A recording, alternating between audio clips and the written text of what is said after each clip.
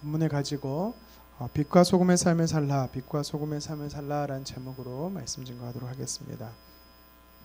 철학자 소크라테스의 아내 쿠산티베, 그리고 모차르트의 아내 콘스탄체, 톨스토이의 아내 소피아 도르스타야, 이 세 명을 일컬어서요 세계 3대 악처라고 말합니다.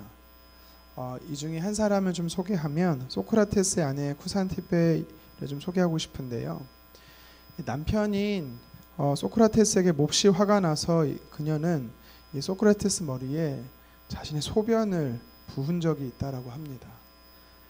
네, 참 대단한 그 남편인 것 같아요. 네, 그리고 또 아내고, 소크라테스는 생전에 이런 말을 했습니다.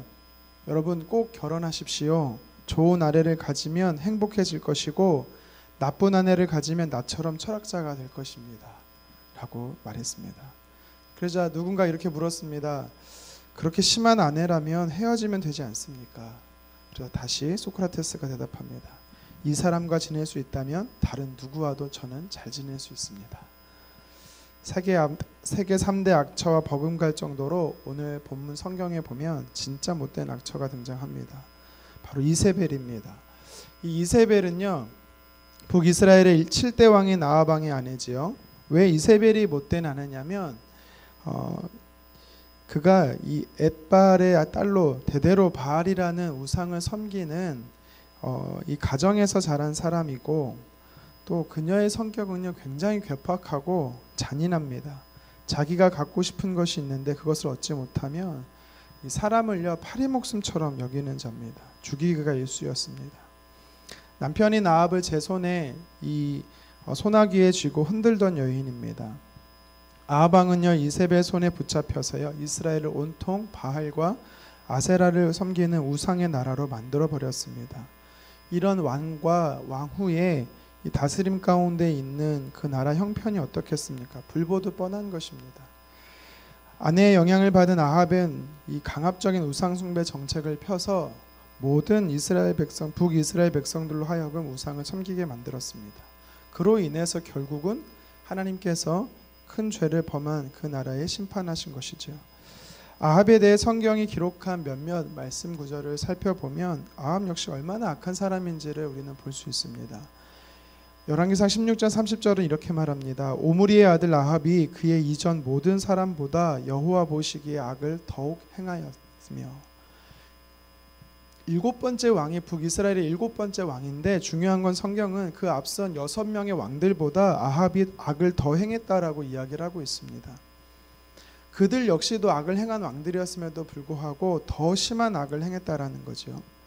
열왕기상 16장 33절도 말합니다. 또 아세라상을 만들었으니 그는 그 이전에 이스라엘의 모든 왕보다 심히 이스라엘 하나님 여호와를 노하시게 하였더라. 아멘. 악을 어느 정도 행했냐면 하나님 보시기에 가장 하나님을 노하게 하는데, 모든 왕이 다 노하게 했지만 더 심하게 노하게 했다라는 겁니다. 부창부수라고 하죠. 그 아내뿐만 아니라 그 남편인 이 아합도 마찬가지로 하나님 앞에 악한 자였습니다. 하나님께서는 이들의 악함과 북이스라엘 타락으로 이스라엘 백성들을 심판하는데 3년 6개월 동안 비가 오지 않게 했습니다. 가뭄으로 인하여 온 나라가 초토화되게 하셨던 겁니다.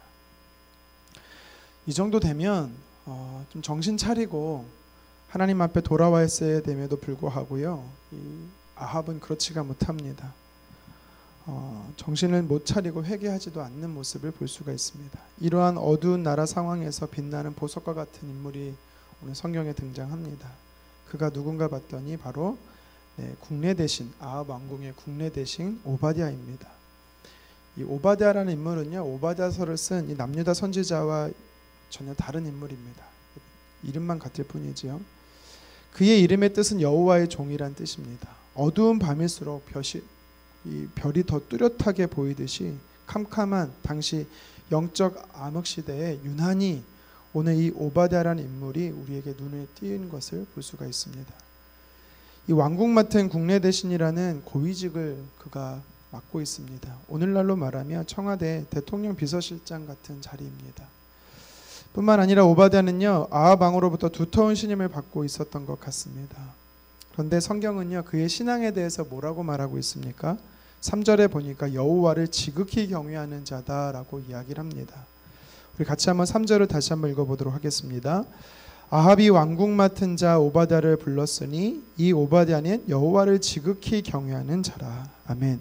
성경이 말하는 여호와를 지극히 경외하는 자, 이 표현은요, 당시 바알 숭배가 만연하던 그 시대에, 또 심지어 4절에 보면은 이세벨에 의해서 신앙인들이 혹독한 핍박을 받는 그런 시대였습니다. 그런데 오바댜는 하나님의 선지자들 100명을요 자신의 목숨 걸고 피신시키며 복양할 정도로 이 담대한 또 열심 있는 신앙의 소유자를 우리는 소유자임을 볼 수가 있는 겁니다. 그래서 성경은 그를 지극히 하나님을 경외하는 자다라고 이야기를 하고 있습니다. 오바댜는 자기 경력만 빼앗기지 않으려고 개인적이거나 소극적으로 신앙생활하던 자가 아닙니다. 적극적으로 실천적으로 살아내며 하나님의 말씀을, 하나님께 소망을 두고 하나님만 두려워하며 살아갔던 자임을 우리는 볼 수가 있는 것입니다. 오바댜가 살던 시대가 그가 일하고 있는 현장인 아합 궁전은요, 선한 것이 아무것도 없습니다. 한마디로 말하면 악한 세상이었습니다. 오바댜는 어떻게 이런 소돔과 고모라 같은 악한 시대와 악한 상황 속에서 하나님을 경외하는 자다라고 하나님 앞에 칭찬받으며 세상의 빛과 소금으로 살아갈 수 있었던 것일까요? 오늘 우리가 오바댜란 인물을 통해서 영적인 도전을 받는 부분이 바로 이것입니다. 우리가 어떻게 이 악한 세상에서 건강한 신앙생활을 영위해 나가며 살아갈 수 있는 것일까? 어쩌면 많은 그리스도인들은요, 이원론적으로 생각합니다. 선과 악을 딱 구분 져버려서요, 세상을 선한 것과 악한 것을 딱 구분 짓고 신앙생활을 할 때는 악한 것을, 모든 것을 다 포기해야 된다라고 생각합니다. 그래서 잘 다니던 직장에 사표도 내고 세상에 등을 돌린 채 그렇게 살아야 하나님이 기뻐하시고 영향력 있는 삶이다라고 말합니다. 마치 절처럼 속세를 떠나 먼 산에 존재하는 것처럼, 수도원 영성이라고 하죠. 우리가 세상의 영향력을 끊고 공동체 생활을 해야 한다라고 생각합니다. 물론 저도요, 이 수도원 영성을 8개월 정도 살아봤는데요, 개인적 신앙의 유익은 있습니다. 하나님께 집중할 수 있는 시간으로서 유익함도 있긴 합니다. 하지만 하나님께서는요, 특별한 사람을 제외하고는 대부분 하나님이 원하시는 삶은요, 운둔 생활이 아닙니다. 오바댜를 다시 보겠습니다. 그는요, 어떻게 신앙생활했습니까? 아합을 떠나거나 궁을 떠나지 않습니다. 피하지 않고 자기의 자리를 지키는 것을 볼 수 있습니다. 그것이 바로 오바댜 자신의 사명이었고 소명이라고 확신했기 때문이죠. 성도는 세상이 악하다고 해서 세상을 등지고 살아서는 안 되는 것입니다. 도피해서는 안 되는 것이죠. 창세기에 보면 요셉이 그랬습니다. 그가 끌려간 애굽은요, 온통 우상숭배로 더럽혀진 이방 국가였습니다. 그런데 하나님을 섬기는 자 요셉은 어떻게 합니까? 그런 악한 환경 속에서도 불구하고 도망가지 않고 그곳에서, 그 현장에서 그는 하나님의 사람으로 살아갑니다. 다니엘도 마찬가지입니다. 그가 끌려갔던 포로 생활이었던 바벨론 왕국은 어떻습니까?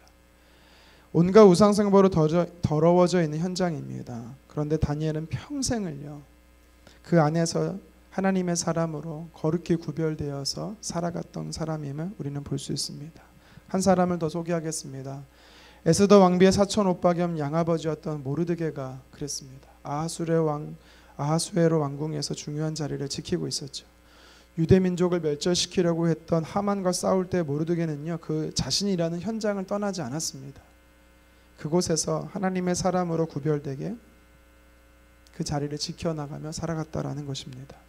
여러분, 하나님의 사람들은요, 세상 속에 빛과 소금으로 영향력을 발휘해야 하는 사명이 우리에게 있는 것입니다. 예수님께서도요, 우리에게 이런 기도를 가르쳐 주셨습니다. 요한복음 17장 15절인데 제가 읽어드리겠습니다. 때가 비옵는 것은 그들을 세상에서 데려가시기를 위함이 아니요 다만 악에 빠지지 않게 보전하시기를 위함이니이다. 아멘. 쉽게 말해 예수님의 뜻은 악한 이 세상에서 자신의 제자들이나 백성들을 아예 분리시키는 것이 아니라 이 악한 세상에 그대로 남겨놓은 채 구별되어서 거룩하게 하나님의 일을 감당하기 원합니다라고 예수님이 기도하고 계신 겁니다. 사랑하는 성도 여러분, 우리가 날마다 몸담고 살아가는 이 세상은 소돔과 고모라 같은 곳입니다. 정치든 경제든 사회든 연예계든 모든 영역에서 많은 부정과 부패와 부조리한 것들이 많이 있습니다. 선한 것이 사라지고 썩어진 곳이 맞습니다. 하지만 예수 믿는 사람은 그 세상에 들어가야 되는 것입니다. 양을 이리 가운데 보낸다라고 주님 말씀하십니다. 예수님을 믿는 하나님의 사람들은 세상의 모든 영역에 들어가서 영향력을 발휘할 수 있어야 한다라는 것입니다. 그것이 바로 오늘 저와 여러분을 향한 하나님 아버지의 마음이다라는 것입니다. 빛은 어두울 때 그 가치가 있고 소금은 썩어져 갈 때 그 가치가 있는 것입니다. 우리들은 믿음이 희귀한 이 죄악된 세상에서 살아가야 하는 하나님의 자녀들입니다. 우리가 속한 가정이 어쩌면 아합 시대와 같이 죄악의 온상일 수 있습니다. 우리가 일하는 현장이 아합 왕궁과 같은 곳일 수도 있습니다. 함께 일하는 동료, 내가 모시는 상사가 아합 왕과 이세벨 같은 사람일 수도 있습니다. 우리나라 민족이 점점점 악한 하나님 나라에서 멀어져 가는, 하나님 보시기에 죄악된 세상으로 나아가는 나라일 수도 있습니다. 그렇다고 우리가 가정도 버리고 일터도 버리고 나라도 버리고 등지고 살아갈 수는 없는 것입니다. 가시밭 가운데 백합화처럼 바람이 불고 가시가 흔들릴 때마다 이리 찔리고 저리 찔리는 고난과 핍박이 우리에게 있을 수 있지만, 그래도 그 고난 속에서 몸된 주님의 교회와 하나님 나라를 섬기는 저와 여러분 되기를 주님의 이름으로 축원합니다. 오늘 우리가 살고 있는 시대는 오바댜가 살고 있는 시대와 매우 똑같습니다. 죄악에 물들어 있고 세상이 썩었다라고 말하고 하나님 뜻대로 살지 않는 이런 세상입니다. 그러나 하나님의 백성들은 빛으로 소금으로 살아가야 합니다. 역사 속에 아합 왕이나 이세벨처럼 악한 사람이 있는가 하면 오늘 우리가 함께 살펴본 오바댜 같은 선한 사람도 있는 것입니다. 엘리야 선지자가 겉으로 드러나는 하나님의 말씀을 선포하는, 정의를 외치는 사람이 있는가 하면 오바댜처럼 드러나지는 않지만, 외적으로 드러나지는 않지만 하나님이 보내신 그 삶의 영역 속에서 작은 빛과 같이 또 작은 소금과 같이 살아가는 하나님의 사람도, 그 역할을 감당해야 되는 사람도 있는 것입니다. 저와 여러분들이 오늘 한 사람의 오바댜가 되기를 간절히 소망합니다. 나를 보내신 삶의 현장이 어디입니까? 그곳에서 눈물 흘릴 정도로 괴롭고 힘든 어려움이 있지만 하나님의 대사로 보내셨다는 확신 가운데 살아가는 저와 여러분 되기를 주님의 이름으로 축원합니다. 기도하겠습니다.